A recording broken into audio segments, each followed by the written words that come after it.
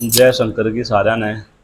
मैं बाबा रामानंद सैनपाड़ा धाम खेड़का गुज्जर से आज बात करते हैं दूसरे ज्योतिर्लिंग की, जो नंबर 2 पर आता है। 12 ज्योतिर्लिंग है। 12 ज्योतिर्लिंग में दूसरे नंबर पर जो ज्योतिर्लिंग आता है उनका नाम है मल्लिका अर्जुन। मल्लिका नाम जो दिया गया हो माता पार्वती का को समर्पित है, और जो अर्जुन नाम दिया गया हो वो भगवान शिव को समर्पित है। ये ज्योतिर्लिंग आंध्र प्रदेश में स्थित है,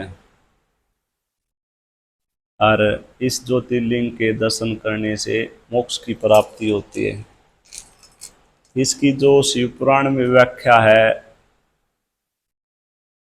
वो मैं आप लोगों को बताता हूँ, जो याद रहे और छोटी, और जिससे सभी ज्योतिर्लिंगों के बारे में आपको पता चले कहाँ कहाँ पर ज्योतिर्लिंग है और इसकी क्या व्याख्या है, इसका दर्शन करने से आपको क्या प्राप्त होगा।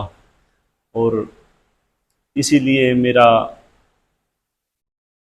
ये उद्देश्य है कि सभी बच्चों को याद भी रहे, ये नहीं सिर्फ उसके बारे में बोल दिया और छोड़ दिया, नहीं, सभी बच्चों को बारीकी से याद रहे। और इस स्टोरी, इस कहानी को आप एक बार सुन लोगे तो आपको बार बार देखने की पढ़ने की ज़रूरत नहीं पड़ेगी। मल्लिका अर्जुन।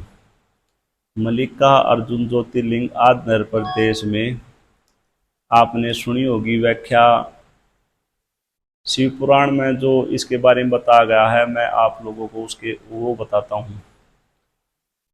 माता पार्वती और भगवान शिव बैठे थे और उनके सामने कार्तिक जी की और गणेश जी की होड़ लग गई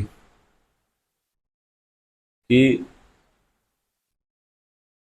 शादी के ऊपर। जब भगवान शिव ने उनको ये कहा जो भी पहले इस पूरे ब्रह्मांड का, पृथ्वी का चक्कर लगाकर आएगा सबसे पहले उसकी शादी होगी। उन्होंने सोचा कि यात्रा शुरू की जाए और ये सबसे अच्छा मौका है, सबसे पहले कार्तिक के भगवान से और गणेश जी भगवान से जो पहले आएगा उसकी शादी होगी।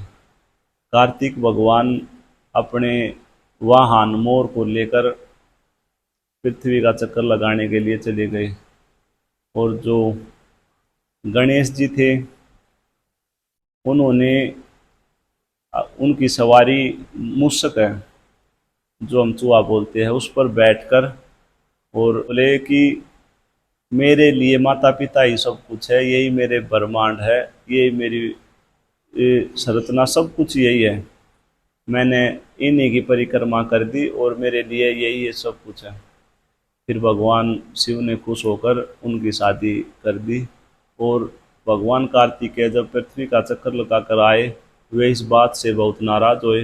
उन्होंने नाराज होकर आंध्र प्रदेश में एक शैल पर्वत है कृष्णा नदी के किनारे, उस पर जाकर वे बैठ गए, तपस्या करने लगे। फिर भगवान शिव और पार्वती माता उनको मनाने के लिए वहाँ गई। जब उन्होंने यही प्रार्थना की आप लोगों के उद्धार के लिए यही स्थापित हो जाए, मतलब यही रहो। उन्होंने, मतलब भगवान शिव और पार्वती जी वहीं समाहित हो गए और वहीं ज्योतिर्लिंग के रूप में पूजने लगे। ये मल्लिकार्जुन की पूरी कहानी है। और एकमात्र ऐसा ज्योतिर्लिंग है पूरे इंडिया में जो शिव को और माता पार्वती को समर्पित है।